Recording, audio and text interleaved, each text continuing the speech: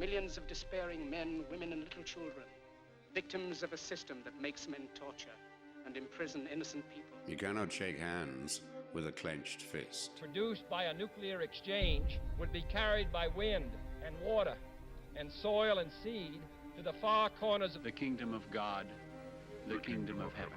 It's one small step for man, one giant leap for mankind. We're not saying that planet Earth is coming to an end. We're saying that planet Earth is about to be refurbished, spaded under, and have another chance to serve as a garden for another civilization. Most of the people in here are just your reflections. They're your mistakes. 1776 will commence again if you try to take our firearms. 1 million of the planet's 8 million species are threatened. You are what you repeatedly do. Therefore, excellence ought to be a habit, not an act. Your lives and the credibility of the United Nations is at stake. Epstein didn't kill himself. The reason this is such an interesting time is not only because we're on the threshold of the end of this civilization. They're trying to take you out with bullshit. The experience of the past 2 years has proven beyond doubt that no nation can appease the Nazis. To those who can hear me, I say, do not despair. The misery that is now upon us is but the passing of greed, the bitterness of men who fear the way of human progress. The hate of men will pass, and dictators die, and the power they took from the people will return to the people. And so long as men die, liberty will never perish. In the language of the U.S. Department of Defense, these are unidentified aerial phenomena. Roswell's a very interesting place with a lot of people that would like to know what's going on. There is very compelling evidence that we may not be alone. This is the Garden of Doom.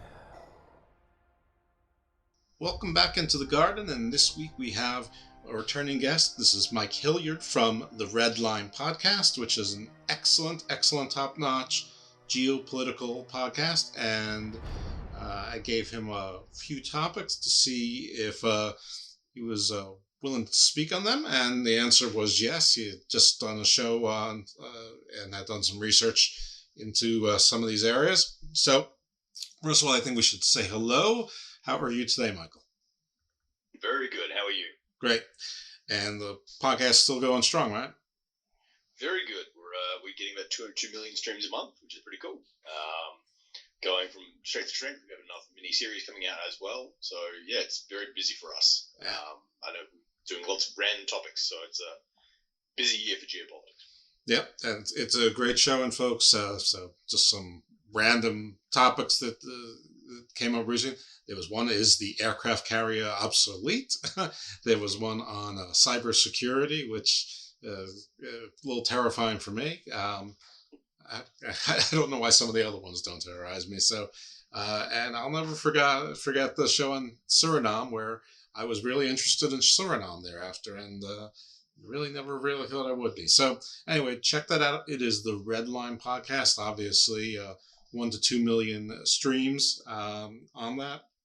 So you'll be in plenty of good company and smart company. And if you want a podcast from around the world about real life stuff now, that's my suggestion of the day. And not just because I have Mike on the show as well. It's also not from an American perspective, and not all of you are in America, that's for sure. The listeners of the show from all over, but probably about 2/3 are from America, or American adjacent country, culturally and politically. And so I think that perspective is good for all of us. Anyway, on to the topics of the day. So the big topic is, who are the Kurds? And those of us in the U.S. and probably from most of the countries listening here remember the two wars in Iraq. I'm sure you remember the more recent one. The Kurds came up a lot, sort of allies, sometimes forgotten. But who are the Kurds? There's Kurdestan, but Kurdestan is not entirely within the borders exclusively of any one country that we know. We look at Taiwan and we say Taiwan should be its own country, yet it's not. We look at, Palestine. There's a movement for two states. who are the Kurds? Why don't, why do they sort of get lost in the shuffle, or do they? And well, I couldn't think of a better person to ask than Mike Hilliard. So enough of me speaking. I've got a really smart guy here. So Mike, tell us, who are the Kurds? So the Kurds are a very distinct ethnic group. It is the largest ethnic group to not have their own, nation state. And this actually stems from the end of World War I. So effectively, at the very end of the Ottoman Empire, World War I, the British and the French draw new lines on the map, and that's why there's these straight lines that there shouldn't be. If you lay out ethnic maps, there's never a straight line. It's always, unless manually put there, it always usually falls around rivers and mountains and all sorts of stuff. So the French and the British at the time, not even conspiratorially, it was on paper saying, look, we'd rather have the states be a little bit blurry, because then they're more likely to fight each other, and it prevents a pan-Arab state popping up in the Middle East, which was a genuine worry by the British and the French at the time. The Kurds kind of were the guys that missed out, because where Kurdestan is sits over the borders of Iran, Iraq, and Turkey, and a little bit of Armenia, but we really don't put them in the conversation that much. So it makes a problem that the Kurds, are a distinct ethnic group. They have their own language, they have their own, forms of religion, they have their own beliefs and customs, and affect army these days. But they are over 3 countries, so it makes it really difficult to create a state. Because if, let's say, the Kurds were to, try and make a state, they would be, the Iraqi bit of Kurdish Iraq, that would mean Iran and Turkey would lose their mind, because if they get a foothold somewhere, they're going to demand Kurdestan, and that would mean taking chunks of Turkey, Iran, and Iraq. So all nations pretty much make sure that doesn't happen. So they've suffered pretty horribly from the Turkish, to put it very mildly. The Iraqis have kind of come with a bit of a live and let live, and not out of, just out of like, we don't have the strength to go up there and deal with them. But in Iraq, they are usually the most stable part of Iraq, in the north there. Iran, again, is kind of a, we're not going to worry about it too much, but again, up in the northwest of Iran, you've got Azeris, you've got the Kurds, you've got all sorts of stuff. So it's a really difficult situation to kind of wrap your head around, that there are these this nationalities, group of people who effectively live their independent lives, because the central governments in these areas aren't particularly strong. But they have their own customs, religion, passports, whatever they want to do. But unfortunately, due to geopolitics, they will almost certainly never get a state, because it would require the sign-off from Syria, Iraq, Iran, and Turkey. And it's why they've actually, gone into Syria as well to try and liberate and conquer some territory and actually gain some Iraqi Kurdistan back, particularly as they need funding, because they don't get a lot of funding from the central governments, so they tend to go into Syria to try and actually get some funding, whether that be through oil or whether that be through resource extraction. Oh, okay. Do they? So where ethnically, where are they from originally? I mean, I'm sure they've been in that area for a while. Are they Turkics? Are they Iranics? Are they Huns? Are they Arabs? Do we know? Does it even matter anymore? I'd say it matters very little. They've been there for hundreds and hundreds and hundreds and hundreds of years. Then again, when you kind of get into the sort of Turkic or Arabic, it gets really blurry at this point. They probably would fit closer to the Turkic side. But again, it's really blurry, and it's really hard. They view themselves as a very distinct ethnicity. Okay. And is it mostly Islamic or exclusively Islamic, or is it mostly Christian, or is that even important? Again, it's kind of, it is Islamic to say, Islamic what it is, but it's also very different. Women have a lot more rights. The Peshmerga, which is effectively the Kurdish version of the army, is, very heavily full of women. It's much less, if Saudi Arabia was in one end, the Kurds would probably be in the other. It's very, very different to what you'd see in other parts of the area, other parts of the world. But again, it's just a very distinct, version of the same things. Yeah, and I imagine, like everyone else, that there's Orthodox and more Reformed, and then very much, and there's divisions within the unifications, and and there's just like everyone else. Of course, and even speaking with Kurds and being in that area, there are Kurds who are, on one end of the independent scale, and there are Kurds who are on the other end of the independent scale. No culture or no group is a monolith. So, generally, there's a lot of things the Kurds will fight for as a group, but yeah, there are also just a lot of there's a lot of distinct difference in Kurdish politics. Is there a division like it's a Sunni Islamic versus Shia Islamic, or is that not where they're Sunni? They're Sunni. Okay. So they would probably lean more towards the sort of the Arabs and Turks and all those kind of guys. But again, it's not as fundamentalist as other places. So there's not that. If you ask a Kurd, nationalism will come before religion, which is not the standard case for a lot of the area. Right. So yeah, it is very much nationalism first. That was really interesting. So is there some sort of general consensus among the Kurds as to what the capital of Kurdistan is? Usually they'll tell you Erbil is the capital. But again, it gets really, that would be where most of the administration, most of what everything is. So, they would say that's capital. I would probably agree with them because that's kind of where, if you're going to do banking business, whatever it is, you're going to probably end up in Erbil. Is it like a national bank of Kurdistan, or is it? Yeah, cool. There is. As I said, there is. It's been very independent for a long time. So effectively, Iraq is, if you imagine Iraq is three nations spat together. So the majority of Iraq, sort of where the Tigris and Euphrates rivers are, where the majority of the Shias live, is the main bit of the population. But that kind of the knobbly top of the bit of Iraq, that's full of Kurds. And the very west of Iraq, where it borders Jordan and whatnot, that is full of, borders Syria and Jordan. That's where it's full of Sunnis. It is kind of three nations smashed together, and it was designed at the end of World War I.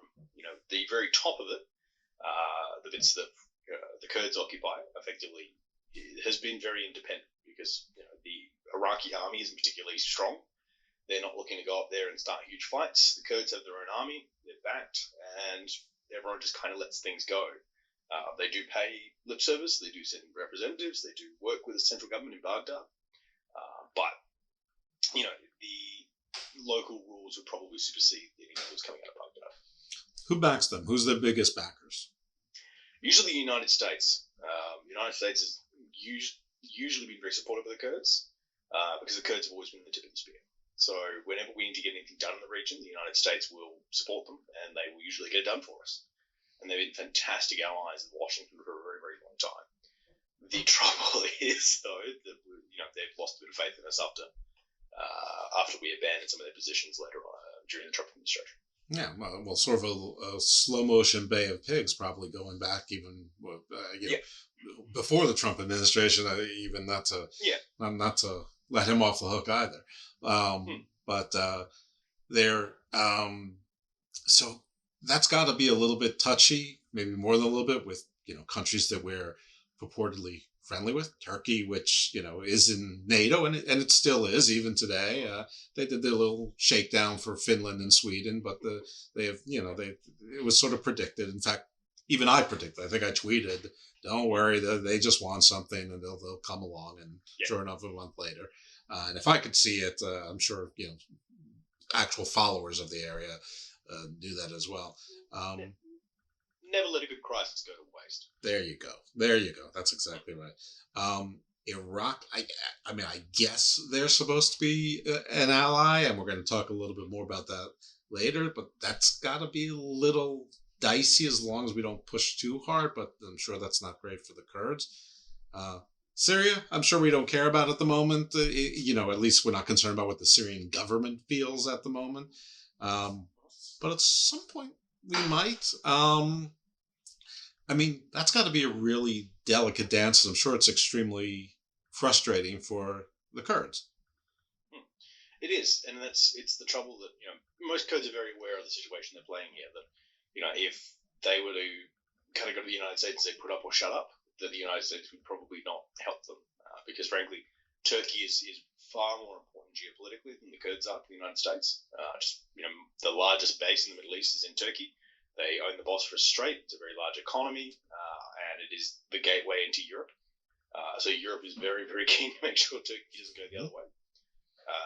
It's also quite a large military, and Turkey is getting more interventionist in the Middle East, pretty mildly. When it comes to Iraq, we would love to see a stabilized and reasonable Iraq. Obviously, we'll go into that a bit later. When it comes to Syria, Iraq, the US is in a really weird and interesting position that, the war is now kind of tied down to a six-way stalemate. You've got the majority of the country under Assad, and he's really has taken the majority of the country back. You've got what was the US-backed areas, the Syrian Democratic Forces usually is what you refer to them, but they've been kind of co-opted by very, very radical groups. So no one kind of wants to deal with it anymore because they would probably be worse than Assad. Well, not really, but going down. It depends on what your ideology is. Turkey is also inside Syria at the moment. Obviously, they've got interest to make sure that there's a bit of a buffer between the chaos and the southern bits of Turkey. Obviously, the Golan Heights are still occupied by Israel. It's a whole other kettle of fish. And then you've got the Kurds, who are effectively occupying the northeast. And then you've also got spatterings of ISIS through the place. So it is, the US is in a position where, we can't deal with effectively the democratic forces anymore because that's just not great. The Kurds, we can't deal with them because, we do lots of work with them, but we can't endorse them to have a state because that would, absolutely catalyze any change in relationships with, Iraq, Syria, Iran, or Turkey. We also can't really, deal with ISIS for obvious reasons. So now they're stuck with, what do we do about Syria? Because if they don't do anything, they keep the sanctions on, they really keep this war perpetuated and going. It does make it just, makes things very difficult for Syrians on the ground to actually get their lives back and build a stable, any sort of stable country. But if they do, they actually let the money flow back in. That's effectively just admitting to everyone going, look, that's fine, we'll keep Assad in place. And that would mean that a US president has to shake Assad's hand at some point at the UN, which is not a great position to be for a president. But leaving it getting worse and worse only increases the chance of radicalization popping up. Because the more destabilized a country is, the more likely you want to see radical groups, forming, adopting, and growing from that area. So it's a damned if you do, damned if you don't in Syria. Yeah, it seems like it's a very rock and a hard place kind of thing. Around how many people are in Kurdistan? So I wouldn't know off the top of my head. And again, it gets really, really messy because you get into this. Right. What is Kurdistan? What is Kurdistan? You also get into this, like, are you a Kurd? Are you an Iraqi or a Kurdistani? If you're born in that area, it's really messy. I wouldn't know off the top of my head, but it's big enough to be a thing. Big enough to be a thing. Okay. So that would be, at least a couple million. No, at least. Okay. It'd be somewhere around the 10, 12 million, but don't quote me on that. Obviously, I'm very ignorant on the subject, and I imagine that a lot of people are. Is it possible that there's not more worldwide attention, not more of an outpour, not more support for this, because the Kurds are just too darn pragmatic? Yeah, I think, it's quite easy for... the Kurds have done some really clever things to get in the national attention. So Kurdistan is probably the safest part of Iraq at certain times of the year. And they're very welcoming for film crews, and they're very welcoming for journalists to come in. They're very, very polite to the journalists when they get there, which makes it really easy for sort of like reporters to go in and actually talk about their plight. They're very media friendly. They're very media trained. They've been very helpful to the US. They're willing to fight. They've got lots of women's rights comparable to the region. So, from a very Western perspective, then they tick a lot of boxes. But then it gets into the geopolitics of it, which makes it much more complicated. But if you just if you go to a man on the street and say, look, there's this group in the Middle East, there's a lot of them, they deserve their own country, they're, got more women's rights than their neighbors do, they're, pro-US, they fought for democracy, they have, votes, it's a lot of boxes that could be ticked. To let from a very basic perspective, it makes, it makes sense. So it occurs to me with that answer that, okay, they heard your name, they heard you from the Red Line podcast, but I shouldn't assume that they've listened to your podcast, and I shouldn't assume that they listened to the prior episode, which I think I cleverly entitled The Red Line. So I'm not sure we're going to entitle this one between Who's the Kurds and The Redder Line, but Maybe just for those folks to know who you are, why don't you tell a little bit about your background in the middle of the show, as opposed to the beginning? All good. So I've been a conflict journalist for many years, reporting from war zones across the world. I've been writing government policy as well as defence papers for a long time as well, ghostwriting for other people on top of that. But yeah, my main job was going in and conflict reporting from mostly the Middle East and the former Soviet countries. So I spent a lot of time in, if there's cheap vodka and cheaper bullets, I probably unfortunately spent a bit of time there. Okay, there you go. That's a business card right there. That's a slogan. You should trademark that. And your base of operations you're in Australia, right? I'm in Australia, so it's very early in the morning for me. But yeah, I obviously base myself here, but fly out to wherever I need to go. So it's a very odd way of doing things. So every job I go to means there's a 12-hour flight to get started. Are you still traveling around quite a bit for the show? Yeah, a little bit. Obviously, a bit less at the moment. I just had a child, so I'm kind of here for a little bit before I get back on the road and do stuff again. But yeah, it's been. I'm also getting a bit older. I'm not as keen to go get shot at. All right, there. Yeah, well, that makes sense. All right, but I'm a bit older than that. So, but okay. So, which is tougher, being a war correspondent or having an infant?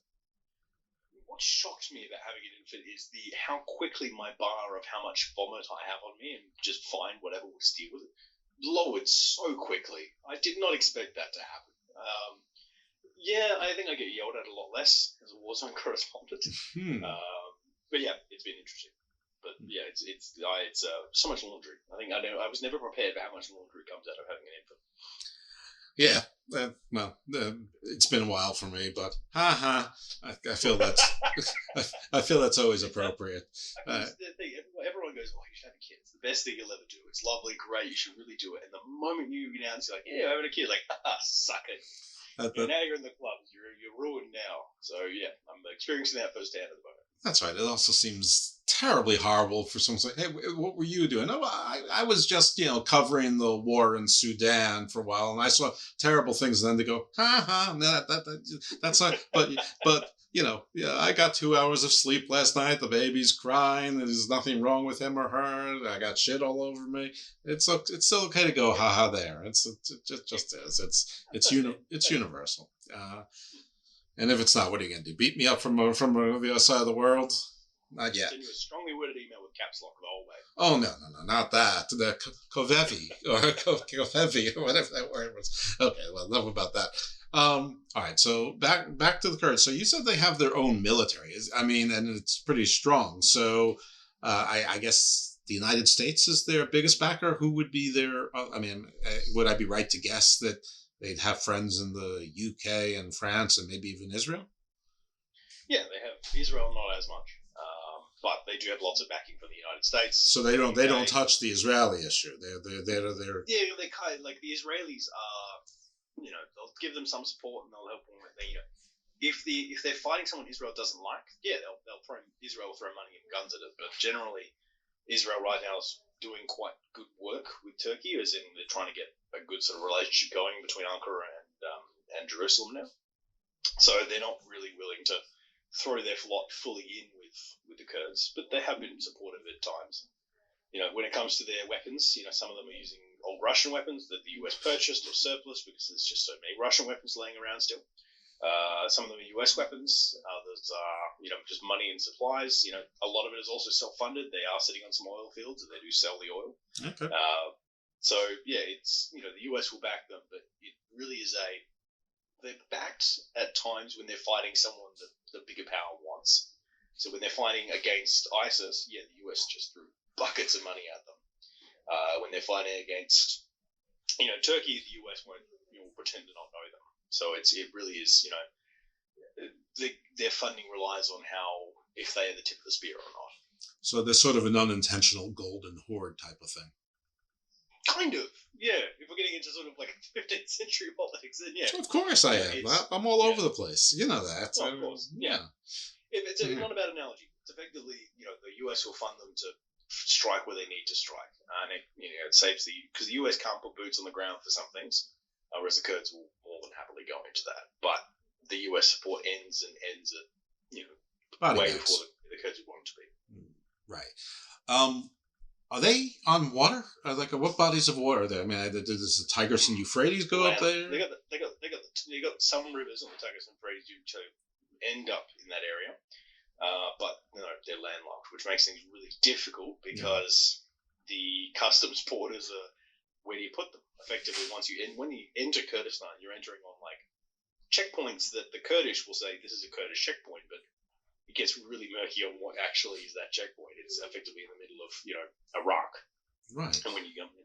And when you're trying to sell your petroleum, you generally need to use a pipeline and ships.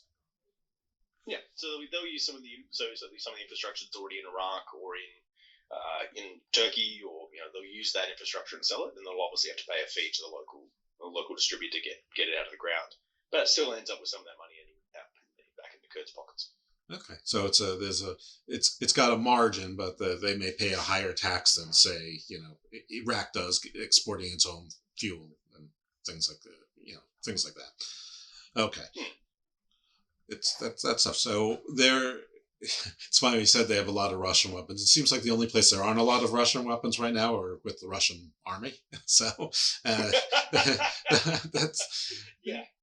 I mean my main source on that is I think you know him, Chris from the Eastern Border podcast. I think you two are acquainted.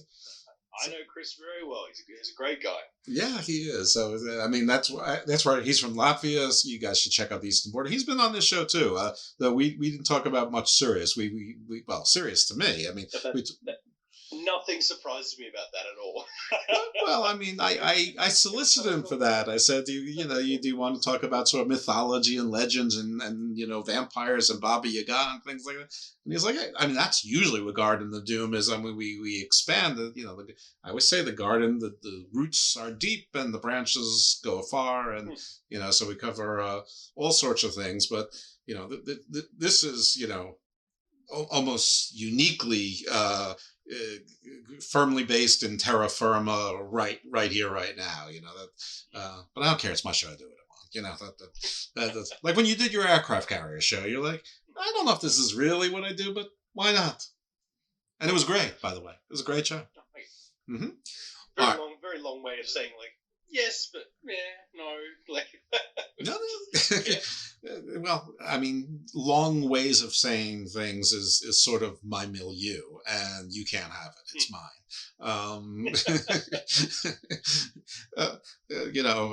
Because whatever amount of streams you have, I have one more. So that's as far as you know, anyway. So if you have 2 million, I have 2 million one. It's not even true. I'm sure your way is better, but we try to be a little bit less serious here, obviously. All right. Let's move off the Kurds for the moment. And I wasn't necessarily going to go in this order, but because they are neighbors, if not share some of the space on the Venn diagram, what's the state of Iraq now? I mean, obviously the United States went into 2 wars, quick succession. There's discussion, war of necessity, war of choice, Afghanistan versus Iraq. Victory was sort of oddly defined, if at all, for both, in different ways, I suppose, but in both cases, the United States tried to engage in sort of nation building.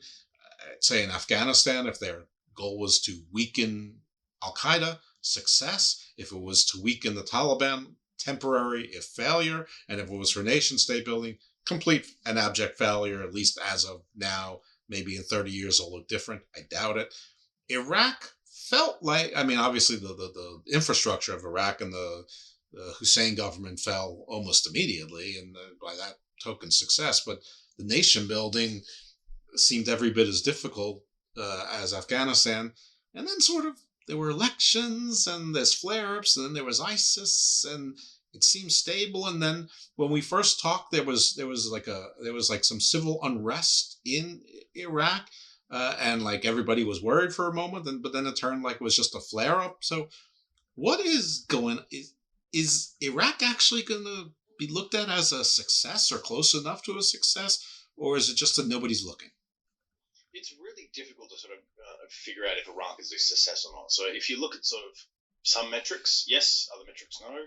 So right now, particularly, Iraq is in a really odd place because it's in political turmoil and chaos. So to kind of, we're going to condense a lot of history and oversimplify a lot of things here. Sure. But, the majority of Iraqis are, Shias, and they probably be closer to Iraq than they would be to anyone else. Closer to Iran than they would be anyone else.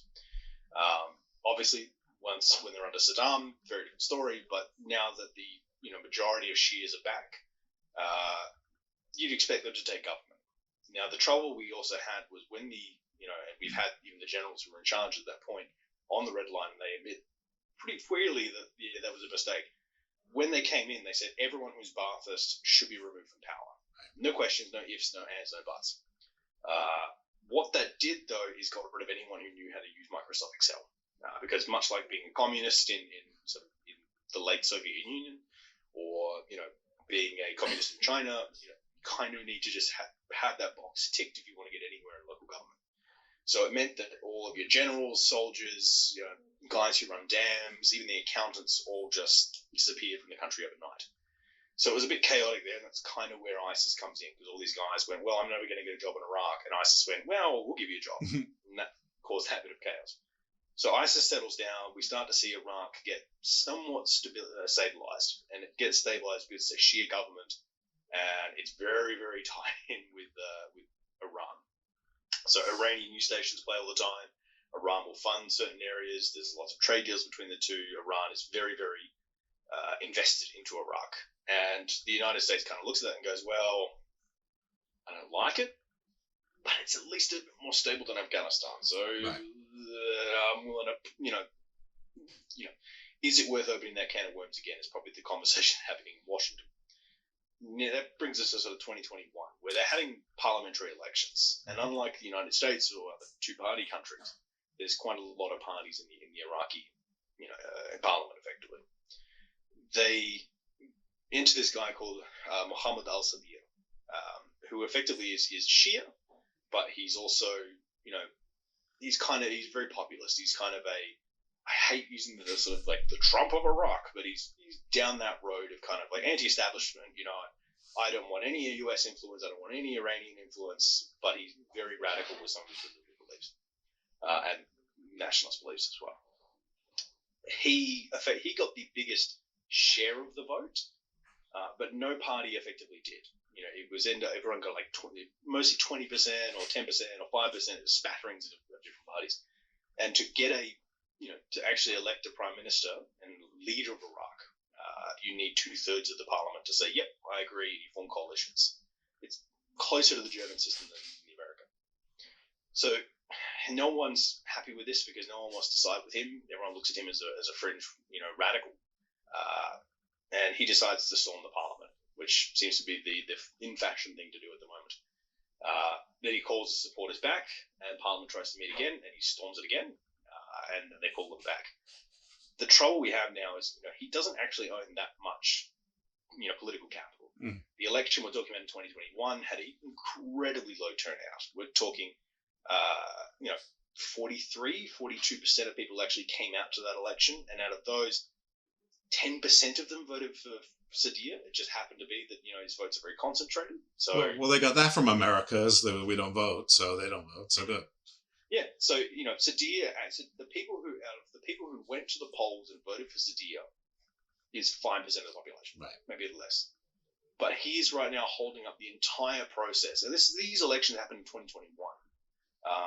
That no one can effectively get 2/3 of a government in because he has just enough that him and a couple of other real radicals can effectively stop a 2/3 majority happening. So we're at this point where no one wants to work with him because he's taking this time to step back from the Iraqi government and try and demand that he be made prime minister even though he doesn't have majority support. And this is the trouble, that this is the way the Iraqi system is. They usually should be compromised, but he owns just enough of that based on his 5% of the population to be able to do this. So now Iraq has been in this deadlock for effectively almost a year now with just, they can't get a prime minister. They can't really get anything going. It's drying everything down to just a absolute, minutiae of politics because nothing can get done, which is going to make people lose faith in the government. And the moment you lose faith in the government is when you start turning to other ideologies. And so it's a tough one, because do you intervene? Do you not intervene? Do you go, hey, this guy has 5% of the population voting for him, why are we paying attention? Or do you go, look, he has the largest amount of, seats in parliament of anyone else, so we should be paying attention to it. So what I'm hearing, sort of to steal the analogy of your namesake, of the show anyway, is that we're close to, maybe there's a silver lining in that it hasn't exploded or imploded into a civil war, and it still seems to be a political issue that where there's a cap on and you have a semi-functional state. But at some point, maybe there's a red line, which I assume that's the basis name. The red line is a line you're not supposed to cross until, without something going kapow. So is it more silver lining, or is it more your ballywick of red line? It's getting towards red line. It's a real problem for people, because people are losing faith in the central government. And we're getting to a point where, because the central government will actually start appointing things and start, actually making policy, and nothing can get done, you end up with a problem that, nations like Kurdestan had recently, back in sort of 2005, 2010. Now we're talking about Kurdestan, which is a Central Asian country. Central Asia. Yeah. Well, because there's a weak centralized government, that nothing gets done, so people tend to work with real local leadership, and local leadership is much easier and much more corrupt. It's much easier to be bribed. Mm-hmm. So you end up with everyone just kind of going, okay, well, nothing's going to get done from Baghdad. We'll just bribe the local cop and do it anyway. And that, once you get down that road, you end up with just chaos. And again, Iraq is already dealing with huge levels of corruption. We're talking 23rd or 24th most corrupt country in the entire world. It's not great. It's bad. Yeah. So effectively, that's the trouble we have. The longer we leave this, the less faith that people will have in the centralized government. They will just turn back to bribing the local police chief to get anything done. But to overrule this and say, yep, no, we're going to invalidate these votes and just go for it again, breaks what democracy is supposed to be. Yeah, and again, and we put 130,000 troops in there, U.S. plus all the contractors and other nations as well. We're not about to do that again. No, and that's the trouble. To go back into these countries is political suicide. If Biden was to decide, yep, let's go make sure Iraq is fine, good God, the polls would just be ballistic on that. And not to be a dove, but it's probably not that great an idea, period. It's maybe it's not a good policy idea. It's certainly not necessary. I mean, you've tried it once before. You didn't exactly enjoy a great amount of political success with it. So, I mean, you're squandering lives and political capital on an international scale, asking allies to contribute and, their treasure and people. Well, also, who we support.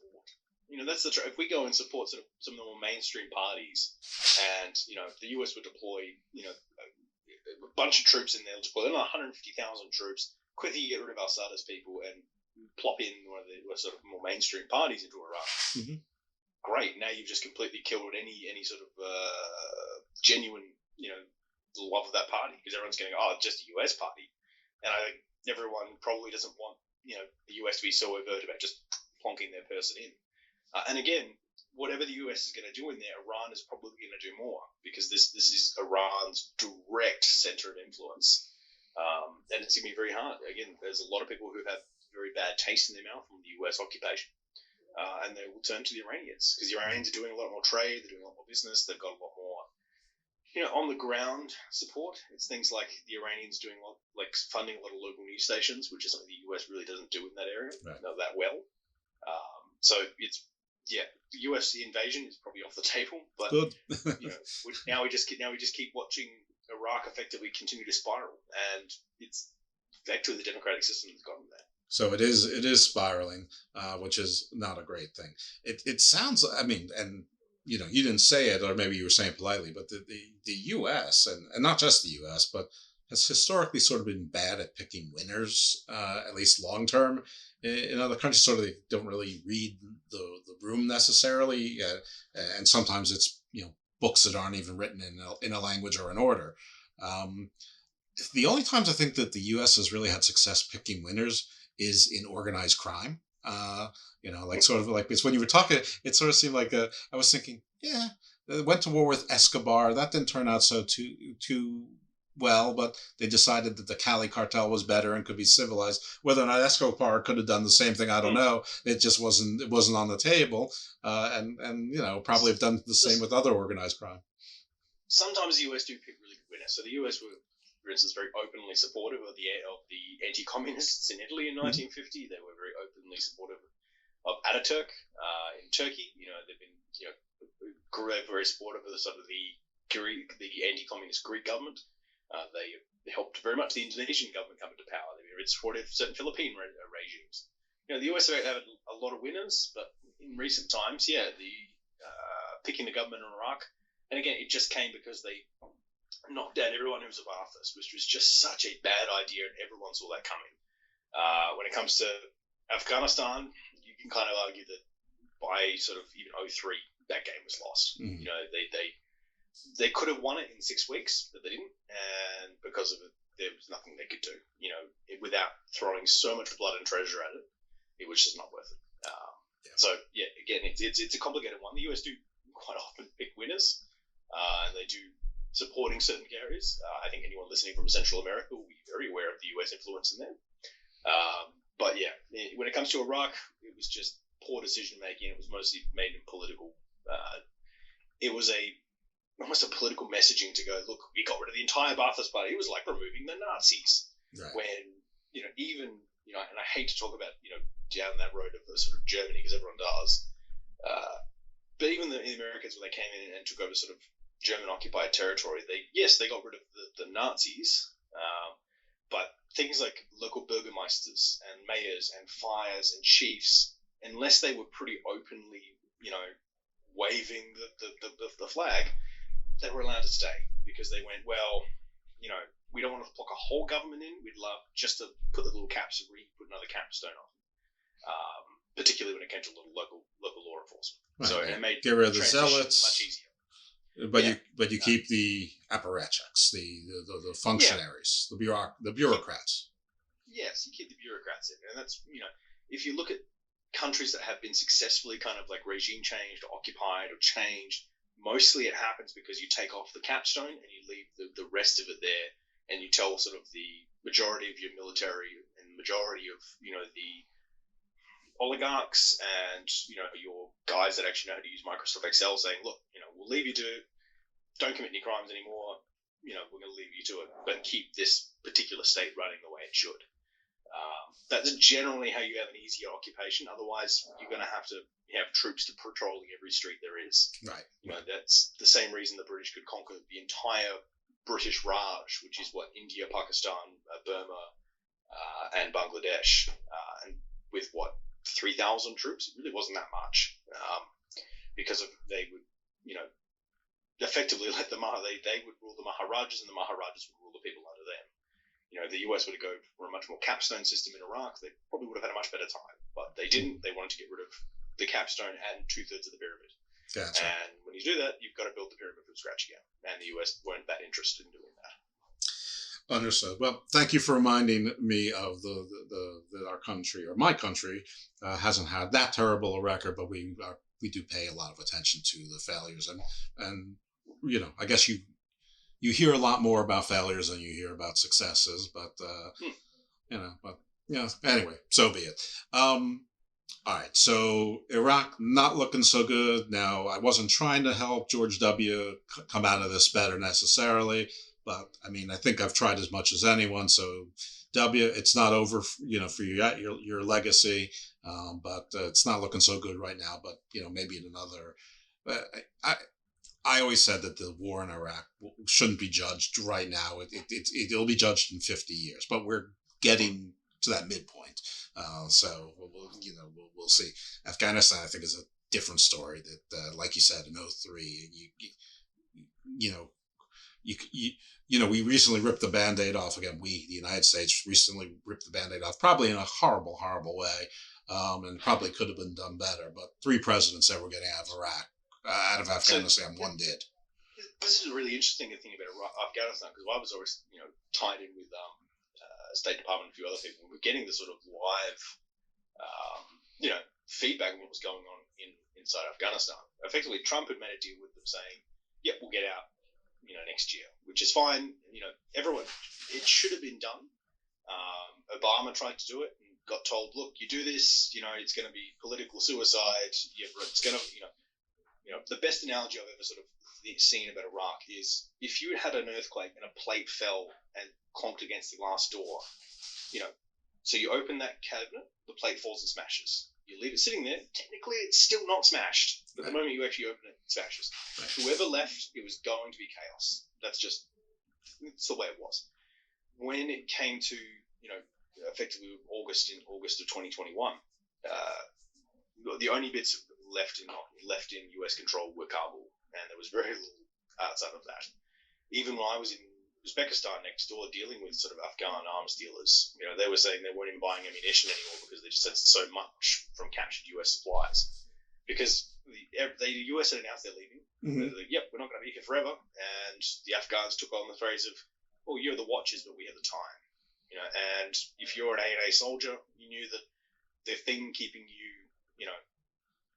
backed in is going to disappear at some time. And it was things like the US, training the A&A how to use helicopters, but not giving them any training on how to maintain or repair helicopters. Right. Because they always imagined the US would be there to do it, which is, Then we get to the taking of Kabul, and effectively the Taliban had actually been fairly reasonable to that point. We can use that giant air quotes there, because we're comparing them to the sort of the 2001 Taliban. So the Taliban sort of camp at the edge of the city, and there's this pretty orderly evacuation going on very slowly over a couple of flights here again. But then Twitter actually kicks off, and there's reports of Taliban taking parts of the city, and chaos just breaks out throughout Kabul. And there's rioting, and there's looting, and chaos.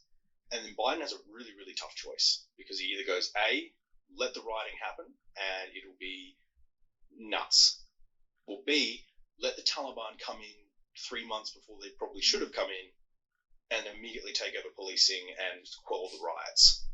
So you can actually have some sort of stabilized government, which is what happened. And the Taliban take over police and traffic management and all that kind of stuff immediately. And as much as it looked chaotic, it was very, if the Taliban had really wanted to kill us chaos, they would have gone after, the diplomatic areas of the green zone, which they didn't. They, even helped escort some of those embassy staff to the airport. They had no troubles because they knew, as the old saying goes, if you have a tiger running out your front door, why would you grab its tail? Right. So they came in, they took over policing, they took over, and friends of mine who were on the ground in Kabul were sending me, live footage of like this end of the airport where the US was just chaos. It was just people trying to desperately get on flights and all that kind of stuff. And they turn around and it's just dudes selling Pringles right here. And it's the normal terminal and everything's perfectly fine. Because again, why would they want to kill a bunch of US soldiers on the way out? It's asking for trouble. Right. But again, it was a bit of it was a terrible situation because it effectively sped up the timeline by 3 months. It was really interesting. We were all working at that time, helping get assets out and helping get people out of the country and all this sort of stuff, and putting all this work to sort of get people across the border into other countries and doing work. And then like 2 weeks later, we're like, oh, he just could have got a commercial flight out. Like, he could have just gone to bloody web traveler and just booked a ticket. So some things have returned to some sort of stability, but I guess there's truth in that. There's problems for women, especially. There's probably recriminations and problems for people who helped the United States. And the U.S. military said, no, we didn't leave any functional equipment behind. Not so much. They did. They left a lot behind, but the US has done that with every conflict. For most occupations the US has done, whether it be Yugoslavia or Africa, it's cheaper to just buy new equipment and get the stuff they have home. So yeah, there's a lot of stuff that was in A&A stockpiles. And again, if you're the A&A, the US are leaving at some point, and you get attacked by a bunch of Taliban, and they say, hey, walk away and we'll not kill you, or just, or fight to the death. They're not going to really be as keen to fight to the death for a government that's probably going to be toppled in a couple of months anyway. Right. And again, we watched the entire country just disappear over a couple of years. When it comes to the government right now, they're kind of stuck in this weird dichotomy of you'll have half the government who will say, We fought this war for 20 years to bring our own brand of religious, governance. We should do it. We fought for this. This is what we want to do. And the other half of your government's going to go, yeah, but we're broke. We are very reliant on foreign aid still. The budgets they're talking about, national budgets are 500 million, which is like, it's a water park. Right. It's not that, it's very, very cheap. Yeah. We need to go look to outside investors to get money. And if we look like a rambling, ragtag bunch of, people, we're going to not end up getting any foreign investment. So we desperately want to appear as this reasonable government that's in place and we can do work. And that's the two sides of the government. It's a really weird sort of dichotomy that they really do need to appear good. So China's or India's or all these other countries will actually invest. On this basis of, look, we have all these rare earths, we have all these minerals, we have this great real estate, we have pipelines you can build, just invest in Afghanistan, your cheapest chips and you'll get lots of investment back. For the US, there's also this same dichotomy happening where you've got one half of the government saying, it's the Taliban, it's the guys we fought against for 20 years, why would we give them any money, why should we support them? It's things like the FBI still having the Taliban Secretary of State on their most wanted list for $10 million reward or something, to which I'd love to claim it because he's right there. Worst where's Wally ever.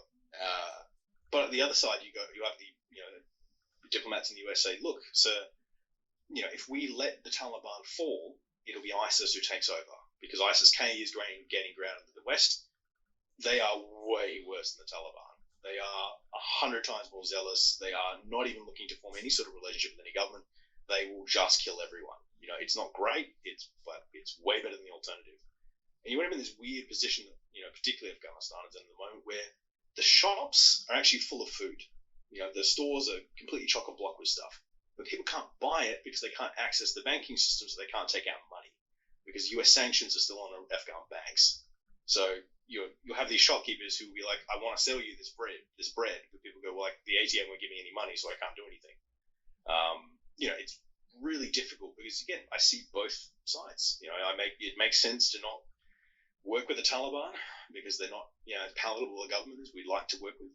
And the other half of me says, look, we work with Saudi Arabia. They're not particularly palatable either. And to let Taliban collapse would just invite extremist groups or invite more fracturing in the country. And again, if Afghanistan fractures, it causes problems in Central Asia, Pakistan, Iran. It spirals from there. So it's a tough decision for everyone, and neither side is really willing to pull the trigger on it. I think everyone on Afghanistan desk is just exhausted.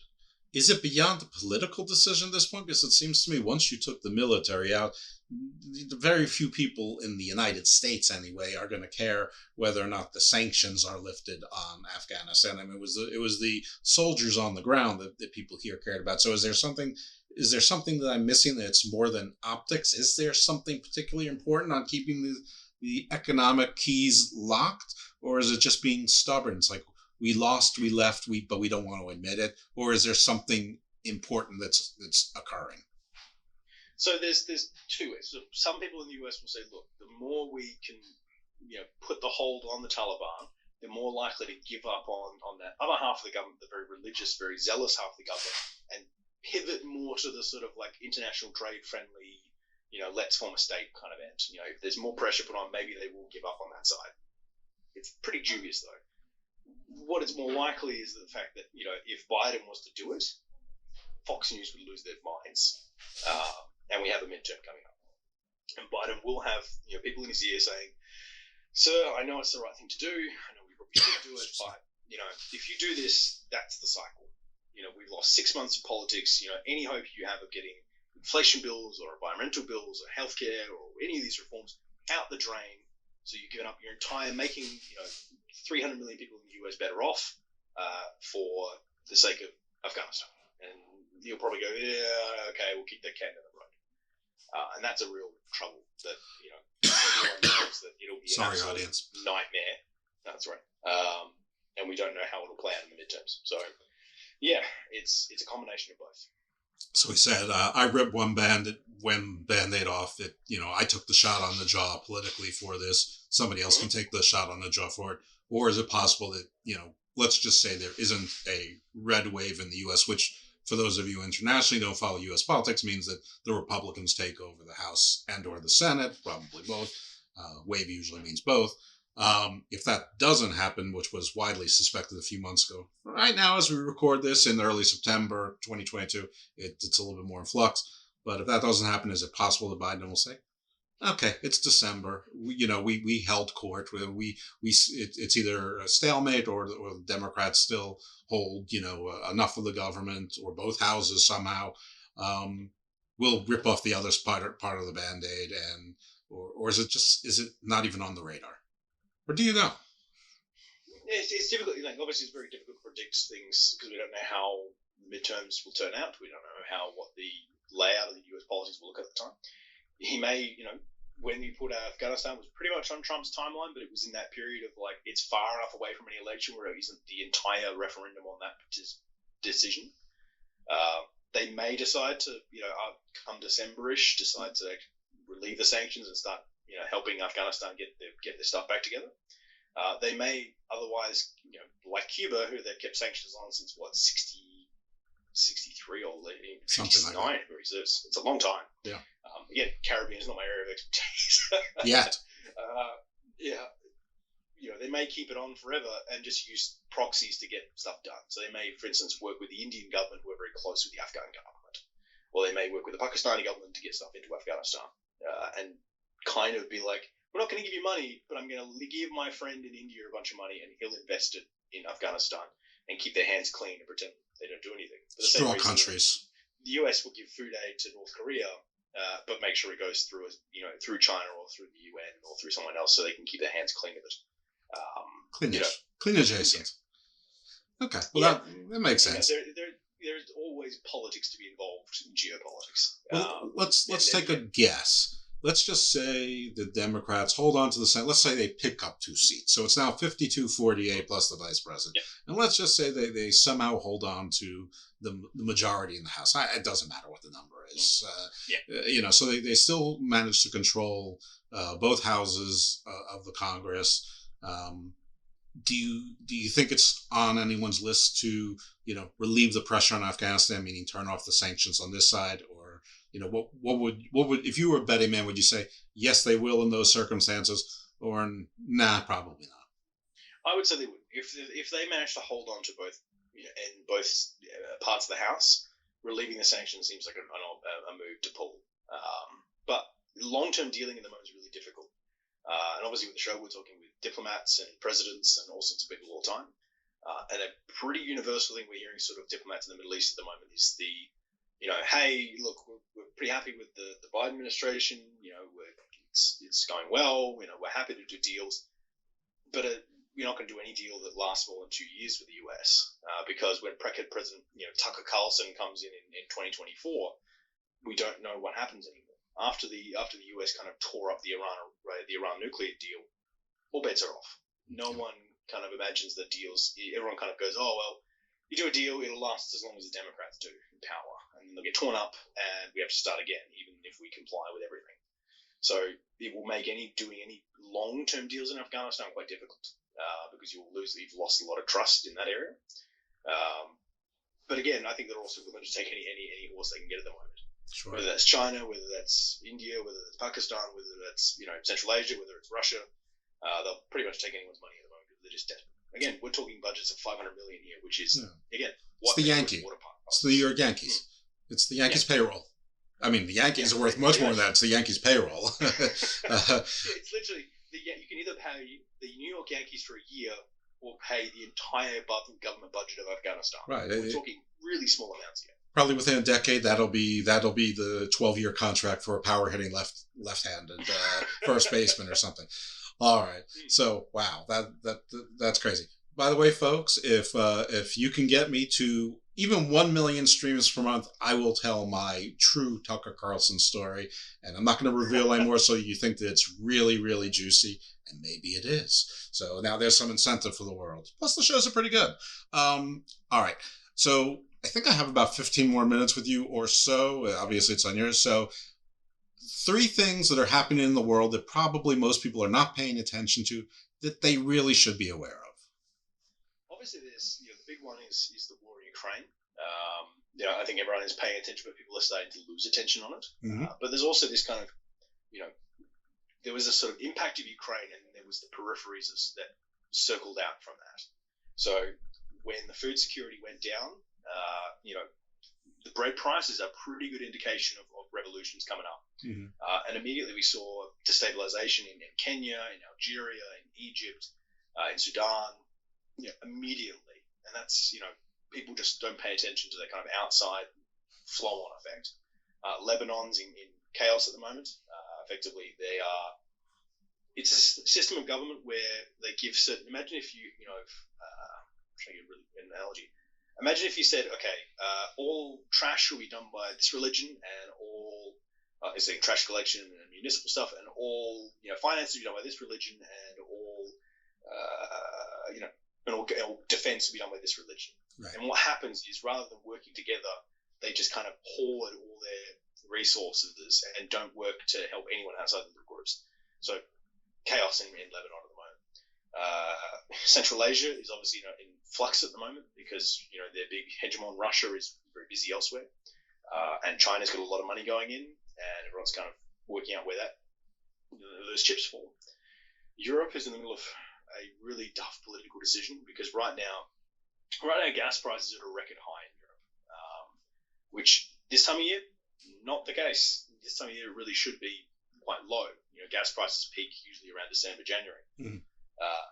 We know that the winter's coming. Putin's just turned off Nord Stream, so the gas is going to be even shorter. So you're going to reach a point in around probably November, December, where a lot of Europe is going to go, I can't really afford anything, particularly when the first economic reports come back, where people were hoping for a retail bump that would help their economies get out of COVID. It won't be there because people, everyone's spending a lot of their disposable income on just heating and energy production. So a lot of them will start to go, well, we really need to end the war in Ukraine because, you'll have Putin at that point telling countries, particularly Slovakia, Bulgaria, and Hungary, saying, end the war and I can turn the gas on tomorrow. It's a bit chaotic that, Europe is going to be facing that. We're not really ready for that conversation to come up. Pakistan is having a huge crisis at the moment with their leader, as well as in the south with the Baluch. Iran is, having political instability, but also, getting more ambitious. Mm-hmm. Saudi Arabia's got lots of other problems internally at the moment. Indonesia is interesting. The South China Sea is obviously always going to be on people's minds. China's in economic flux at the moment as well. It's very interesting to see some of the Chinese stuff working and some not, and it's really weird to see. Look, Xi right now is effectively going into the Congress in November. Now they have the big party Congress where by rules he should resign, mm-hmm. but they'll have to either make a decision to amend the rules to keep his presidency going another term, or what's quite likely is they elect him to chairman, which no one's been chairman since Mao, which would effectively put Xi in place to be, that is who we're going to be dealing with for 20 years now. Right, Pharaoh. Yeah. Australia just had a brand new government, and that's changing a lot of the Pacific Ocean at the moment, which is good. Brazil, we are already seeing pretty much everyone on the South American desks is preparing for Bolsonaro, who will likely lose the elections, to not leave. He's already started calling military chiefs, and there's been a lot of money going to the right places, to effectively try a coup, to put a military dictatorship back into Brazil. So we're all preparing for that. Yeah. Well, that's more than three. And you know what? I'm going to throw you a curveball. Yep. What's good? Where is there a place where it's pretty good government, pretty stable, and most people seem to be happy, or they at least should be? Is there any place like that that's not Canada? or does Canada even fit? Do they feel that way? No, again, there's lots of places actually doing really well at the moment. So Australia, for instance, has done, we have a brand new Labor government in place, and they have not, the foreign minister in particular is knocked out of the park. She, we had the election on Saturday, and we had the Quad conference in Tokyo on Monday. She left, and I think she's been back once since, and that was in May. she was doing so well, the Chinese and around the Pacific Islands, just making good relationships, funding the right things, doing things like where China would just fund the mining oligarch and buy him a new plane. Australia is doing things like buying all the soccer teams' jerseys for the local teams because that's actually going to be in front of a lot more people. To the point where China had to send their foreign minister, arguably the second or third most powerful person in China, to follow our foreign minister around the Pacific, to actually just do damage control for how well she was doing. That's pretty insane that Australia is back in as a major player in the Pacific, which is very cool to see. The US is doing effectively some really good funding work with, some of the Biden administration's sort of funding plans and rebuilding plans have been really well received in the Asian sphere. Because a lot of these countries are in this very weird position where if you're the Philippines or Indonesia or Vietnam and you really don't like China, you'll have, until recently, you've had the US go, don't take Chinese money, it's bad, don't do it. And China going, do you want to build a highway? Because I'm going to build you a highway. Right. Rhetoric doesn't build highways, so they're going, I don't like it, but I'll take the money. Now the US is actually willing to fund those highways. So, we are seeing pretty good inroads in some of these countries, and some divulging. Some businesses are starting to jump ship from China, which is, something that everyone's wanted for a long time, but, we haven't seen. I'm always made sort of a bit chuffed at how united European defense is. European defense is, for the first time in decades, actually working together. It's been, I put a big caveat because that, always relies on Ukraine being the way it is. But yeah, it's a good sign to see that, if you ask the Spanish and the French and the Italians to agree on anything, I would have seen you more likely to, see a Frenchman move house, a Frenchman who lives next door to a brothel move house.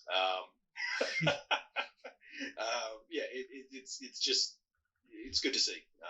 So there is lots of positive stories throughout the world at the moment. But yeah, obviously our purview and most geopolitical guys, the guys who are well behaved. I don't know many people who sit on the Slovenia desk because no one's had to think about that in a while.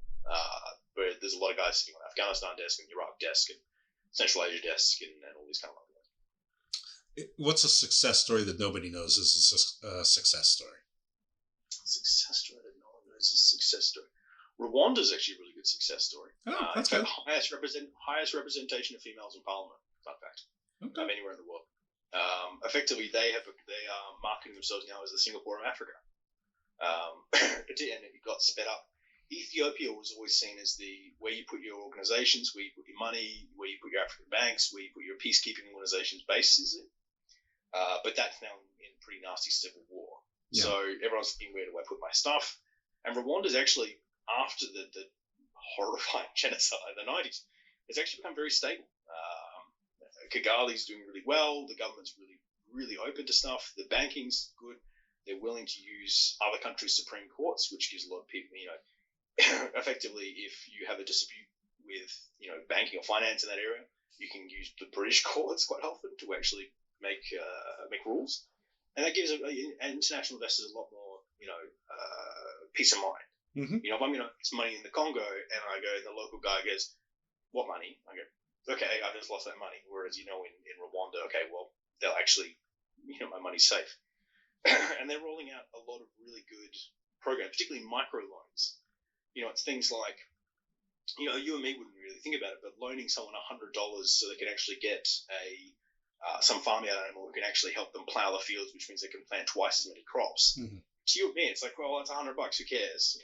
But to that, to give that loan and actually get that system going is something that really needs to be done. It makes huge impacts, but it's really difficult to administer because you have to, rather than, US banks who give out very, very large loans to a small amount of people, this would be tiny, tiny loans getting interest of why would you go through all the administrating costs of, checking up on them, keeping their names, checking the interest for like $150. So yeah, they're actually tackling some of those microfinance issues. So yeah, there are some good spots throughout the world. If there was a country I was looking at that people tend to forget but doing really well, Rwanda's probably in the top of my list. Okay, very good. All right, well, that was great. Tell the folks where they can find your show and how they can support and follow you. So you can find us on most of the major podcast platforms as well as YouTube at the Red Line Pod. which you want to hear effectively one big geopolitical topic each fortnight. We also do live panels on our Twitter, and we also do lots of articles and analysis. I know the last one we did, analysis-wise, was on the gas industry in the Eastern Med and the competition between Turkey, Cyprus, Lebanon, Syria, Egypt, and Israel. Our last panel was on Gorbachev dying and effectively the difference in Russian politics between the end of Gorbachev and today. And our last episode was on the cyber war in Ukraine, to which we had lots of experts, as well as the Brigadier General in charge of the Ukrainian cyber forces on. Yeah, you had 4 experts, not your usual 3. Yeah, we had 4. In fact, the next one's a 4 episode as well. Sometimes we just have too many good guests, and we're like, well, I'm not going to cut one. I know the next one is, the 2 U.S. ambassadors, the head of U.S.'s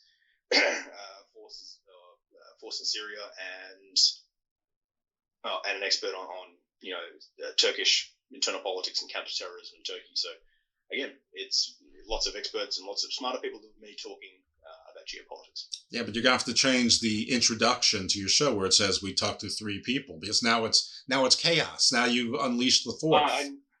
I know, but I thought about changing it, but obviously, it's like people might expect 4. So we keep it as we always say 3 in the intro, and then give you a little bonus guests at the end in the episode occasionally. I see. I don't know. You're getting very close to your own rock and a hard place. I see. This is high stakes here. The number of guests. I'm pretty soon it's going to be a handful. Then it's going to be 2 handfuls. Then it's going to be a human hand, or what other kind of millipede's hand. So anyway. The 2 alternative titles of the show. If we get rid of the red line, we'll either call it Reese's and Michael Drinks every fortnight, or we'll call it 90 minutes to end up at either side is bad, I don't know what to do. It's kind of you're screwed either way with backing music. Well, how about just Michael Can't Count, sponsored by Sesame Street? Yeah, that's fair. That's a very fair assumption. All right, well, very good. Well, luckily for you, you have an infant, so you're gonna hear you're gonna learn about counting again. So that's great, and you'll make that very hard and important decision about more than 3 guests going forward. Yeah, obviously I listened because I knew that there were 4 guests. It's not like I'm just looking at the titles of your shows. I'm very impressed. So, it was occasionally we do a 4th one, but only when we want a particular angle, or it does need a 4th guest because we need a particular question to be answered. Okay, well, very good. All right, well, other guests out there, if I tell you I subscribe and listen to your show, chances are you got me for life. I mean, I usually last longer than most of your shows do. I don't mean you, Michael. I mean generally out there. So I'm a pretty loyal supporter. So anyway, it's a great show. Thank you so much for giving us some of your time so early in the morning. Obviously, you do important work, and while this show isn't always important, this one is more important. Maybe it's important depending on what your views are on Bigfoots, or or the Anunnaki, or things like that. Again, thank you for joining us and enlightening us and having a bit of a not an off color, but a semi-unorthodox show for ours. And I don't know, I'm trying to decide what kind of song to use as the outro. I was thinking of the REM, It's the End of the World, but I don't know, it seems a little glum. I think there's some, upbeat backing track with glum actual tones sounds like a perfect representation of who I am as a person. Okay, there it is. Then sold. And we don't own the rights to the music to that song, which means absolutely nothing, which you will learn about on Garden Views. Intellectual Property Law Continued, which is a sister show to this one. So, all right. So you gave them your socials and where the show is. Check out the Red Line Podcast. I suggest you subscribe without even sampling it. It will not be a mistake. Thank you so much. Enjoy your baby. Thank you for doing your good work. And know that I'm listening. And at some point, I'm going to hit you up with something else that fits within your ballywick. And hopefully the timing will be good again, and you'll still remember the little guy. I always will. I have all the time in the world for you, Jeff. So anytime you know my Twitter, so just hit me up and we'll make it work. You the man. All right. Thank you so much. Continued success. Nobody deserves more. Thanks so much. I come from a long, long line of denim jean, cut beside all types of fiends. I rob the DEA and overdose, spend the cash on guns and coke. I am the warmonger, more crazy strong. dropping drones inside Iran. I'm the big bad supercharged sex machine, all American extra lean.